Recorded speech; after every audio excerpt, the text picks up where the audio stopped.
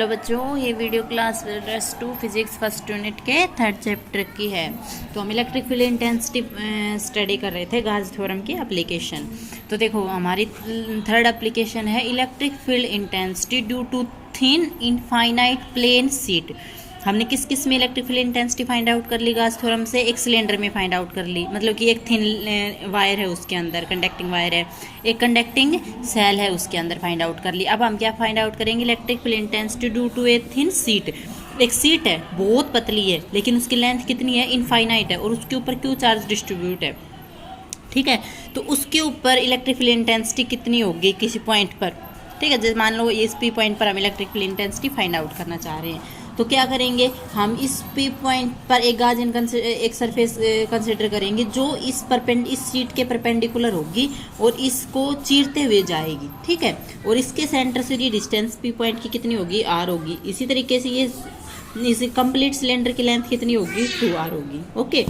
अब देखो small element consider किया है ना, ds, स्मॉल एलिमेंट कंसिडर किया है ds। अब देखो इलेक्ट्रिक फील्ड है, ये थिन शीट है, ये इसके परपेंडिकुलर है, बिल्कुल ऐसे परपेंडिकुलर है।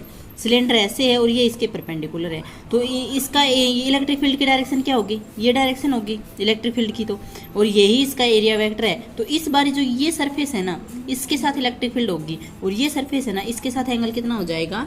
90 डिग्री, ठीक है। अब देखो suppose a thin infinite plane sheet of charge of surface density of charge density इसकी सिग्मा है, सरफेस चार्ज डेंसिटी सिग्मा है। We have to find out electric field intensity at perpendicular distance r on either side of the sheet. एक sheet है वो इस तरीके से है, और इसके परपेंडिकुलर डिस्टेंस मान लो कि इस पॉइंट पर हम फाइंड आउट कर रहे हैं। तो इसके जो अगर इसको चीरता हुआ कोई सिलेंडर जाएगा इस शीट को, तो वो तो डिस्टेंस परपेंडिकुलर ही होगी ना, ठीक है। Let us imagine an a circular a cylinder of area cross section ds। एक सर्कल हमने एक सिलेंडर एज्यूम किया है जिसका क्रॉस सेक्शन एरिया कितना है? ds है, और उसकी लेंथ कितनी है? 2r है। और उसके एज के ऊपर, मतलब कि जो उसके कॉर्नर थे ना, ये वाले कॉर्नर, उसके ऊपर एंगल कितना है इलेक्ट्रिक फील्ड का और एरिया वेक्टर का? वो है 0 डिग्री। तो फिर वही लगा दो। इलेक्ट्रिक फ्लक्स की वैल्यू क्या होती है? देखो एक इलेक्ट्रिक फ्लक्स हो जाएगा इस साइड का, एक हो जाएगा इस साइड का, तो टोटल कितने हो जाएंगे दोनों एड्स की वजह से? 2e ds cos 0, 2e ds आ गया। फाई की वैल्यू 1, तो हमारे पास ये आ गई। एट द कर्ड सरफेस, और जो कर्ड सरफेस है उसके ऊपर 90 डिग्री का एंगल बना रही है, तो इलेक्ट्रिक फ्लक्स वहाँ पे 0 हो जाएगा। The total electric flux over the entire cylinder. अब हमने देखो ये ds छोटा सा एलिमेंट कंसिडर किया था ना, उस कंप्लीट सिलेंडर की वजह से इलेक्ट्रिक फ्लक्स क्या होगा?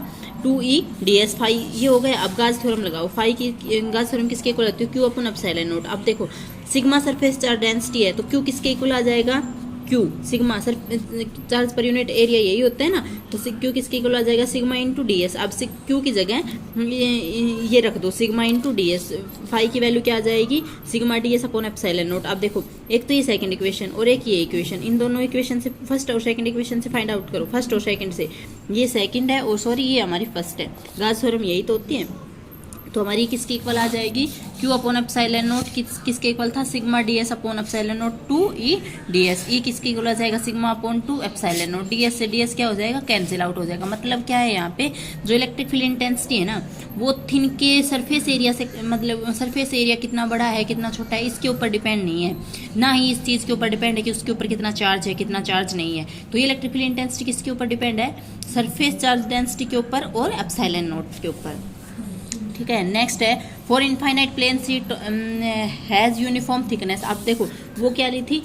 थिकनेस उसकी क्या थी? वो बिल्कुल पतली शीट थी, वो बिल्कुल थिकनेस नहीं थी। और अगर हम यहाँ पे क्या कर ले कि ये कंसिडर करें कि ये जो शीट ली है उसकी कुछ थिकनेस है, तो इलेक्ट्रिक फील्ड इस साइड, एक तो E1 इस साइड होगा और एक सीट के पिछली साइड होगा E2, ठीक है। ये इलेक्ट्रिक फील्ड हो जाएगा, और नेट इलेक्ट्रिक फील्ड कितना हो जाएगा फिर उसका? E1 plus E2। E1 कितना आया था? सिग्मा अपॉन 2 एप्सिलॉन नॉट, और E2 भी वही बनाएगा अगर उसकी कुछ थिकनेस है, तो ये सिग्मा अपॉन 2 एप्सिलॉन नॉट कितना हो जाएगा? Sigma upon epsilon not. क्या है कि जैसे ये सीट है, इसकी कुछ थिकनेस हो तो इलेक्ट्रिक फील्ड दोनों तरफ आ जाएगा चार्ज, तो इलेक्ट्रिक फील्ड इस पॉइंट ये भी बनाएगा, इस एरिया वाला चार्ज भी यहाँ पे इलेक्ट्रिक फील्ड बनाएगा, और इस एरिया वाला क्योंकि थिकनेस होगी ना, तो वो भी यहाँ पे इलेक्ट्रिक फील्ड बनाएगा। तो नेट इलेक्ट्रिक फील्ड कितना हो जाएगा? Sigma upon epsilon not. अगर उसकी कुछ थिकनेस है सीट की तो सिग्मा अपॉन एप्सिलॉन नोट, अगर थिकनेस नहीं है तो सिग्मा अपॉन 2 एप्सिलॉन नोट। ठीक है, अब देखो electric field intensity due to thin infinite plane sheet of charge. अब इसमें क्या कर रखा है, 2 शीट ले ली, थिन है, ठीक है, तो थिन है तो फॉर्मूला कौन सा लेंगे, sigma upon 2 epsilon note. Thin है, 2 शीट ले ली, ए और बी, इन दोनों को पैरेलल रख दिया। अब देखो फर्स्ट की वजह से इस साइड कुछ इलेक्ट्रिक फील्ड इंटेंसिटी होगी, सेकंड की वजह से यहाँ पे कुछ इलेक्ट्रिक फील्ड इंटेंसिटी होगी। दूसरा रीजन ये है, इस साइड कुछ इलेक्ट्रिक फील्ड इंटेंसिटी होगी, इसकी वजह से यहाँ पे इलेक्ट्रिक फील्ड इंटेंसिटी होगी। थर्ड रीजन ये है, इसकी वजह से यहाँ पे इलेक्ट्रिक फील्ड इंटेंसिटी होगी, इसकी वजह से यहाँ पे इलेक्ट्रिक फील्ड इंटेंसिटी होगी। तीनों रीजन के लिए नेट इलेक्ट्रिक फील्ड इंटेंसिटी हमें फाइंड आउट करनी है। तो ये डायग्राम आप अच्छे से देख लो, वही है A and B F two in thin sheet, 4 sheet ली है और वो एक दूसरे के पैरेलल रखी हुई हैं, और सरफेस चार्ज डेंसिटी कितनी है, एक की सिग्मा 1 है और दूसरी सीट है बी है, उसकी सरफेस चार्ज डेंसिटी कितनी है, सिग्मा 2। ठीक है, अब रीजन फर्स्ट में देखो E1 माइनस E2। अब क्या है कि जो ये सीट होती है दोनों पैरेलल हैं, इन सीट के अगर हम लेफ्ट साइड में सरफेस चार्ज डेंसिटी लेंगे ना तो नेगेटिव लेंगे, और राइट साइड में लेंगे ना तो पॉजिटिव लेंगे। क्यों लेंगे, क्योंकि राइट साइड में तो इलेक्ट्रिक फील्ड और एरिया वेक्टर का एंगल कितना होता है, 0 डिग्री, और लेफ्ट साइड में इलेक्ट्रिक फील्ड और एरिया वेक्टर का एंगल होता है 180। ठीक है, इलेक्ट्रिक फील्ड इस साइड में, एरिया वेक्टर इस साइड में, तो एंगल कितना हो गया 180। 180 में कितना होता है कोस माइनस, इसलिए सीट के लेफ्ट साइड में इलेक्ट्रिक फील्ड इंटेंसिटी लेंगे नेगेटिव। तो इस रीजन में देखो, इस रीजन में माइनस E1 और ये भी कुछ इलेक्ट्रिक फील्ड बनाएगा, लेफ्ट साइड ही इसका होगा माइनस E2, दोनों का माइनस हो जाएगा। नेट इलेक्ट्रिक फील्ड इंटेंसिटी कितनी आ जाएगी, नेट इलेक्ट्रिक फील्ड इंटेंसिटी ये आ जाएगी।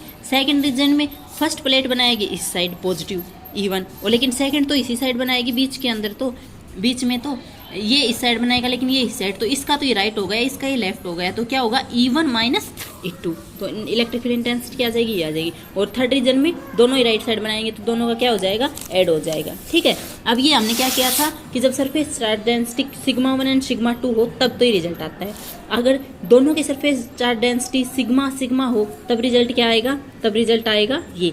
रीजन फर्स्ट में आप सिग्मा 1 और सिग्मा 2 की जगह सिग्मा सिग्मा रखो, रीजन सेकंड में रखो, रीजन थर्ड में रखो। ठीक है, अब एक सरफेस चार्ज इंटेंसिटी जिसमें सिग्मा 1 लिया था उसको तो माइनस सिग्मा ले लेते हैं, और सिग्मा 2 को फिर माइनस सिग्मा 2 हमने प्लस लिया था दोनों का, इसमें क्या ले लेते हैं माइनस, देन उसके बाद वैल्यू क्या आएगी, आपकी वैल्यू ये आएंगी, आप उन केस में रखो।